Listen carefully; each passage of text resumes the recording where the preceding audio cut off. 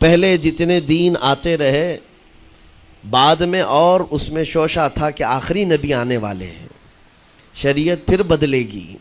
موسیٰ علیہ السلام کا زمانہ آیا، ان کی شریعت تھی، پھر اس کے بعد زمانہ تبدیل ہوا، عیسیٰ علیہ السلام کا دور آیا، شریعت بدلی ہے۔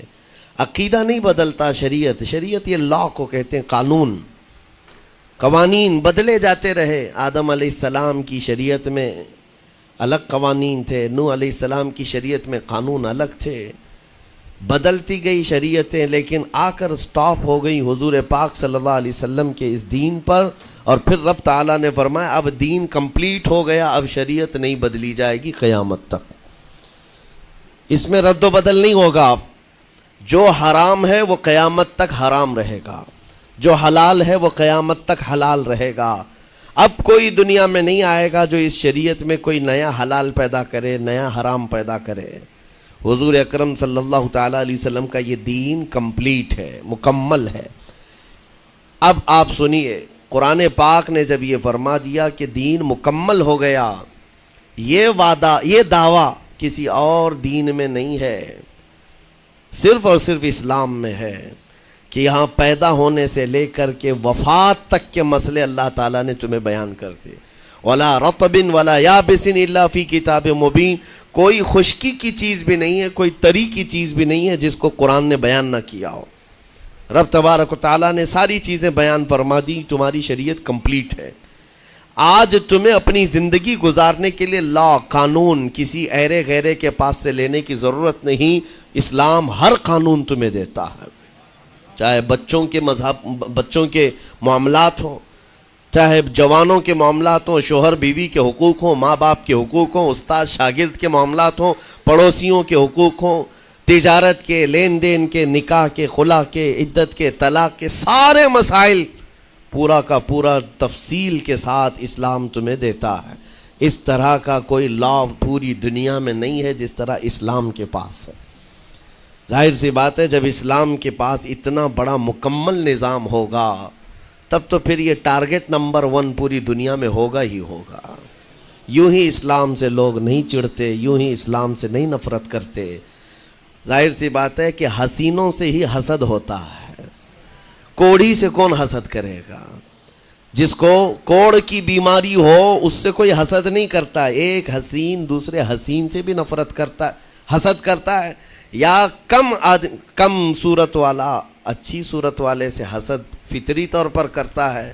اسی لیے محاورہ کہا گیا ہے کہ حسینوں سے حسد ہوتا ہے، تو اسلام میں جو حسن ہے تو جتنے جلنے والے ہیں اتنے زیادہ حسد کرنے والے پیدا ہوتے ہی رہیں گے۔ اب آپ کے لیے یہ فخر کی بات ہے کہ دنیا جسے ٹارگٹ نمبر 1 کہتی ہے، جس سے چڑھتی ہے اور جلتی ہے، الحمدللہ رب تبارک و تعالیٰ نے وہ دین ہمیں عطا فرمایا۔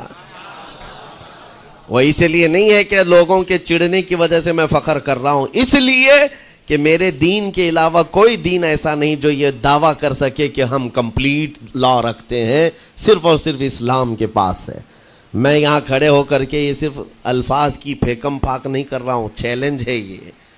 پوری دنیا کے کسی بھی ریلیجن کے پاس وہ سارے مسائل نہیں مل پائیں گے جو دین اسلام کے پاس موجود ہیں۔ دین اسلام کے لیے اگر آپ کو میں بتا دوں کہ اس کا جو فقہ کا نظام ہے، مسئلے مسائل، جس کو اگر آپ پڑھنے کی کوشش بھی کریں زندگیاں بیت جائیں، صرف اور صرف ایک چیپٹر پر کتابیں لکھی ہوئی ہیں، صرف نکاح کے مسئلے کتابیں پوری ہیں، صرف طلاق کے مسئلے پوری کتابیں موجود ہیں۔ اتنا وستار کے ساتھ، اتنا تفصیل کے ساتھ کوئی دین نہیں پیش کرتا، صرف اور صرف اسلام ہے۔ یہ باتیں میں آپ کے سامنے کیوں رکھ رہا ہوں میرے عزیز ہو، تاکہ تمہیں یہ احساس ہو کہ اللہ نے کون سی نعمت تمہیں دی ہے۔ اسی آیت میں رب تعالیٰ فرماتا ہے وَأَتْمَمْتُ عَلَيْكُمْ نِعْمَتِي، میں نے اپنی پوری نعمت تمہیں دے دیا ہے، پوری نعمت تمہیں دے دیا ہے۔ احساس کرو کہ اسلام سے بڑھ کر نعمت کیا ملتی تمہیں، اسلام سے بڑھ کر کے کیا نعمت ہے، جس میں رب تبارک و تعالیٰ نے تمہیں اخلاق و کردار دیے ہیں، تعلیم کے لیے سارے۔ آپ کو ابھی اس زمانے میں پروپیگنڈے کے شکار ہو گئے کہ ہم جاہل قوم سے وابستہ ہیں، ہمارے ہاں جہالت زیادہ ہے، ہمارے ہاں بد کرداری زیادہ ہے. یہ عوام کو دیکھ کر کے لوگوں نے پروپیگنڈا بنایا، ورنہ تو ان کی حالت یہ تھی 18ویں صدی تک یورپ والوں کو روڈ بنانے کا طریقہ بھی نہیں معلوم تھا، اسلام نے سکھایا ہے. ان کو پارلیمنٹ میں بیٹھنے کا قانون نہیں معلوم تھا، اسلام نے قانون عطا کیے ہیں. ان کو عدالت چلانے کے معاملے معلوم نہیں تھے، اسلام نے پوری کتابیں پیش کی ہیں. اٹلی اور ڈنمارک جو آج یورپ کی کنٹریز میں شامل ہوتے ہیں، یہاں کے بادشاہوں کے بچے اسلامی علماء کے پاس اندلس میں پڑھنے کے لیے جاتے تھے، عیسائیوں کے، دوسروں کے، انگریزوں کے بچے. اور جب پڑھ کر کے آتے تھے اٹلی اور ڈنمارک میں واپس، تو پورے لوگ ان کو دیکھنے کے لیے بھیڑ لگاتے کہ یہ علماء اسلام سے پڑھ کر کے آ رہے ہیں. دنیا کو قلم پکڑنا سکھایا ہے اسلام نے. آپ کو ابھی میں اس موضوع پر نہیں بات کر رہا ہوں جو اسلام نے پوری دنیا کو دیا ہے. آج یہ جو گھڑی دیکھتے ہیں نا ہر جگہ پوری دنیا کا ٹائم، سب سے پہلے مسلم علماء نے اس کو ایجاد کیا ہے. دنیا کو ٹائم دیکھنے کا طریقہ اسلام نے سکھایا ہے. آپ کو ایک دو نہیں، آج پوری دنیا میں میڈیکل سرجری جو بھی ہوتی ہے، آپ کو پتہ ہے چیر پھاڑ کرنا ہر جگہ ضروری ہو گیا ہے. آپریشن تھیٹر، ساری دنیا جو سرجری کرتی ہے اس کے بیسک قانون بو علی سینا اسلامی عالم کے لکھے ہوئے ہیں. آج بھی امریکہ کی یونیورسٹی میں یہ کتاب داخل ہے، کیلیفورنیا میں. اسلامی علماء نے جو پوری دنیا کو دیا ہے وہ ایک الگ ٹاپک ہے. وہ اس کی ترقی اور عروج کا وقت تھا. اسپین میں کیمسٹری میں سب سے پہلے ایجاد کرنے والے علماء موجود ہیں، جابر بن حیان ہیں، جو الجبرا پوری دنیا کو دیا ہے. آج ہر یونیورسٹی، ہر کالج میں الجبرا کا سبجیکٹ ہوتا ہے. کس نے لکھا ہے؟ دنیا کو چلنے کا سلیقہ اسلام نے سکھایا ہے، بولنے کا طریقہ اسلام نے سکھایا ہے. سیاست کے معاملات آپ کو پتہ ہے، پہلے کے دور کی سیاست یہ تھی جو بادشاہ بن گیا اس کا راج ہے، اس کا قانون ہے. اور رات کو خواب میں کوئی چیز دیکھے تو صبح قانون بنا دے گا. بادشاہوں کا مزاج ہے، خواب میں کوئی چیز نظر آ گئی صبح وہ قانون بن گئی. تو یہ تو سلسلہ چلتا تھا پوری دنیا میں. اور آج بھی دنیا اس بات کی قرضدار ہے کہ حقیقت میں سیاست کسی نے سکھائی ہے تو وہ عمر ابن خطاب کی سیاست ہے، صدیق اکبر کی سیاست ہے. خلفائے راشدین نے جو حکومت و سیادت کر کے دنیا کو دکھایا ہے اس کی مثال کوئی پیش نہیں کر سکتا. اسی لیے ہمارے اس دیش کے جانتے ہیں جن کو موہن داس کرم چند گاندھی کہا جاتا ہے، گاندھی جی کو آج سارے لوگ یاد کرتے ہیں. گاندھی نے یہ کہا ہے اپنے دور کے حکومت چلانے والوں کو مثال اگر کوئی دے سکتا ہوں تو ابو بکر اور عمر کی دے سکتا ہوں، کیونکہ یہ کالپنائیں نہیں ہیں، یہ خیالی نہیں ہیں، یہ فیلڈ میں اترے ہوئے لوگ ہیں. وہ صدیق اکبر اسلام نے دیا ہے جس نے پوری دنیا کو فاقہ کشی میں خود رہ کر کے لوگوں کی بھوک مٹانے کا سلیقہ عطا کیا ہے. اس عمر ابن خطاب کو اسلام نے دنیا میں پیش کیا ہے جس عمر فاروق کا حال یہ ہے پورا مدینہ رات کو سوتا ہے اور یہ خلیفہ وقت گلیوں میں گشت کر رہا ہوتا ہے کہ کوئی بھوکا نہ سو رہا ہو. آپ کو پتہ ہے وہ عمر ابن خطاب رات کے وقت گزرتے ہوئے ایک گھر کے قریب سے جا رہے ہیں تو دیکھا ایک مرد باہر بیٹھا ہوا ہے، اندر سے رونے کی آواز آ رہی ہے. اس کے مرد سے پوچھا آپ نے، وہ نہیں پہچانتا تھا. آپ کبھی حجاب ڈالتے کبھی پردہ ڈالتے اور رات کو گلیوں میں مدینے کے گشت کر رہے ہوتے. اس مرد سے پوچھا کیا معاملہ ہے؟ کہا کہ میری بیوی کے بچے کی ولادت کا وقت قریب آ گیا ہے، درد ذہ میں مبتلا ہے اور گھر میں کوئی نہیں ہے، تکلیف ہے. جانتے ہو حضرت عمر فاروق رضی اللہ تعالیٰ عنہ اپنے گھر سے اپنی بیوی کو، اپنی بیٹی کو، اپنی بہو کو بلوایا اور کہا جاؤ یہاں پر گھر میں بچے کی ولادت ہونے والی ہے، اس کی تیمارداری کرو. صبح تک خلیفۃ المسلمین کے گھر کی عورتیں ایک غریب کے گھر کی عورت کی تیمارداری کر رہی ہیں. جب بچے کے ولادت کی آواز آئی سب سے پہلے مبارکبادی دینے والے عمر ابن خطاب ہیں. اس سے کہتے بھائی تمہیں مبارک ہو، اللہ نے بیٹا عطا فرمایا. وہ خوش و خرم ہے کہ میرا کوئی رشتہ دار نہیں ہے، اجنبی رات کو آیا ہے اور مجھے مبارکبادی بھی دیا، میرے گھر کے سارے کام کاج بھی اٹھا لیا اور اپنی پیٹھ پر گھر سے بوریا لا کر کے آٹے اور راشن کا اس گھر میں پہنچایا اور کہا خوش و خرم رہو، اللہ نے تمہارے گھر میں برکت دی ہے۔ صبح اٹھ کر کے وہ لوگوں کو بتا رہا ہے اللہ نے رات کو ایک عجیب فرشتہ بھیجا، میرے گھر میں اکیلی عورت تھی، درد ذہن میں مبتلا تھی، 3 عورتیں بھی آئی اور ایک مرد بھی آیا، رات بھر میرے ساتھ بیٹھا رہا، مجھے کھلایا پلایا بھی، میرے گھر کی تیمارداری بھی کر کے گیا۔ لوگوں نے کہا جانتے ہو کون تھا وہ؟ عمر ابن خطاب امیر المومنین تھے۔ دنیا کو یہ سیاست کا سلیقہ دینے والا اسلام کا وہ عظیم سپہ سالار ہے۔ آج بھی آپ کو میں بتاؤں اٹلی میں اور ڈنمارک میں اور کچھ کنٹریز میں ایک دن منانے کا پرستاؤ پیش کیا جا رہا ہے۔ یہ نہیں کہہ رہا ہوں ریچرڈ کا یا ریمونڈ کا، کوئی جو بڑے بڑے ان کے سپہ سالار ہیں ان کا ایک دن منایا جائے گا، جن کو مطلب کوئی بہت بڑا نوبل پرائز ملا ہو۔ میں یورپین کنٹریز کی بات کر رہا ہوں جہاں وہ اپنے بادشاہوں کے پیدائش کا دن یا ان کے کسی اینیورسری کو منانے کا پرستاؤ نہیں پیش کر رہے، بلکہ یورپ کی یہ 2 کنٹریاں ہیں جو یہ پرستاؤ پیش کر رہی ہیں کہ سال میں ایک دن ایسا منایا جائے جس کا نام صلاح الدین ایوبی ڈے ہونا چاہیے۔ یہ ہم نہیں کہہ رہے ہیں، دنیا آج بھی اس بات کو تسلیم کرتی ہے، صلاح الدین جیسا جرنیل دیکھا نہیں ہے۔ عزیزان گرامی وقار، یہ چند مثالیں میں آپ کے سامنے رکھا اور اس کے بعد پھر میں تمہیں جھنجھوڑ کر پوچھتا ہوں، اپنے دل پر ہاتھ رکھ کر کے بتاؤ اسلام سے اچھا کوئی راستہ ہے؟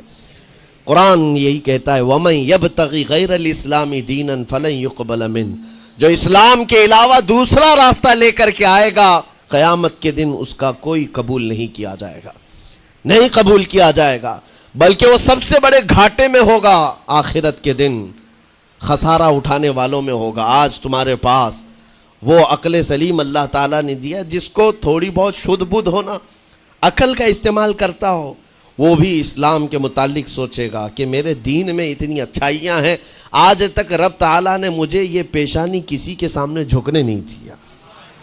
کہیں جھکاتے ہو؟ ارے کھانا کھاتے ہیں، کھانا تو روزانہ ضروری ہے، اور رزق کے معاملے میں تو لوگ ایسے، دنیا کہتی ہے پیٹ پوجا، ہم پیٹ پوجا نہیں کہتے۔ کھانے کے لیے بعض لوگ کہتے ہیں نا پہلے پیٹ پوجا ہو جائے، پوجا کا لفظ ہی ہم استعمال نہیں کرتے۔ کھانا برتن میں رکھا ہوا ہے، آپ کے گھر میں کھانا لا کر کے دیا جاتا ہے، تو کیا آپ سر جھکا کر چاٹ کے کھاتے ہیں یا لقمے اٹھا کر ہاتھ سے کھاتے ہیں؟ ہاتھ سے کھاتے ہیں۔ باقی جانوروں کو دیکھو، بکری کھاتی ہے منہ جھکا کر کھاتی ہے، بیل بھینس وغیرہ سب سر جھکا کر کے کھاتے ہیں، رزق کو چاٹ کے کھاتے ہیں، ان کا سر جھک جاتا ہے۔ لیکن تمہارے سر کو رب نے اتنا محترم رکھا کہ روز جو تمہیں رزق کی ضرورت ہے اس کے سامنے بھی مت جھکاؤ۔ سر جھکانا ہے تو رزق کے سامنے نہیں، رزاق کے سامنے جھکایا جائے۔ تمہاری پیشانی کو محترم رکھا گیا ہے کہ تم جھکو گے تو کس کے سامنے؟ صرف رزاق جو ہمارا پالنہار حقیقی ہے۔ اور حد تو یہ ہے میرے عزیزو، یہ دنیا کی واحد قوم ہے، یہ واحد مذہب ایسا ہے، یہودی ہوں، عیسائی ہوں، ہندو ہوں، کوئی بھی ریلیجن آپ لے کر کے آئیں، جس کو وہ بہت زیادہ مانتے ہیں یا جس کو گاڈ کہتے ہیں یا جس کو بھگوان کہتے ہیں، ان کی صورت بھی ہوگی، مورت بھی ہوگی، اور سامنے دیکھتے ہیں اور جھکتے ہیں، عبادت کرتے ہیں۔ لیکن تنہا مسلمان ایسے ہیں، کروڑوں مسجدیں ہوں گی، کہیں خدا کی کوئی تصویر دیکھا ہے؟ کہیں مسجدوں میں خدا کا کوئی مورت یا صورت بنائی ہوئی دیکھا ہے؟ نہیں ہے۔ یہ واحد قوم ہے جو بن دیکھے مولا کی بارگاہ میں سجدے میں جھک جاتی ہے۔ صرف بات اتنی ہے کہ ان کو یہ کہنا پڑے گا، اگر میں کہوں میرے نام پر آ جاؤ جھک جاؤ، نہیں، کوئی نہیں جھکائے گا۔ ہاں یہ کہنا پڑے گا امام کو بھی، اللہ اکبر، اللہ سب سے بڑا ہے۔ پھر کوئی پیچھے کھڑا ہوا یہ نہیں پوچھتا کہ کس نے کہا، کون پکار رہا ہے، پیشانی لے جا کر زمین پر لگا دیتے۔ کیوں؟ ہماری پیشانی خالص اللہ کے لیے ہے۔ میرے عزیزوں، یہ وہ پرائیورٹیز ہیں اور یہ اسپیشلٹی ہے آپ کے اس کمیونٹی کی، جس کو مجھے آپ کے سامنے رکھنا ہے۔ اتنی سارے اچھے گلشن کو چھوڑ کر اگر کوئی بربادی کی طرف جائے تو پھر سوائے بدنصیبی کے کیا ہے اس کے پاس؟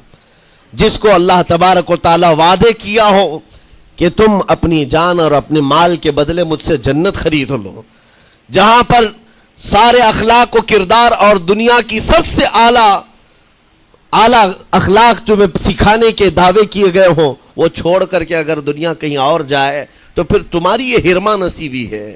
ایک بات میں آپ کو بتاؤں، سکسیس کس کو کہتے ہیں؟ کامیابی. اور ہر کوئی یہ کہتا ہے کہ مجھے سکسیس کی طرف سفر کرنا ہے.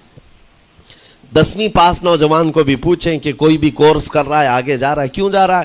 کچھ سکسیسفل لائف گزارنا ہے، کامیاب زندگی گزارنا ہے، اس کے لیے دروازے کھٹکھٹا رہا ہے. تمہیں پتہ ہے ان مسجدوں کے میناروں سے جو آواز گونجتی ہے اذان کی، اس میں ایک لفظ آتا ہے، سارے لفظ تو آپ کو یاد ہوں گے، اللہ اکبر بھی کہا جاتا ہے، اشہد ان لا الہ الا اللہ بھی، اشہد ان محمد رسول اللہ بھی ہے.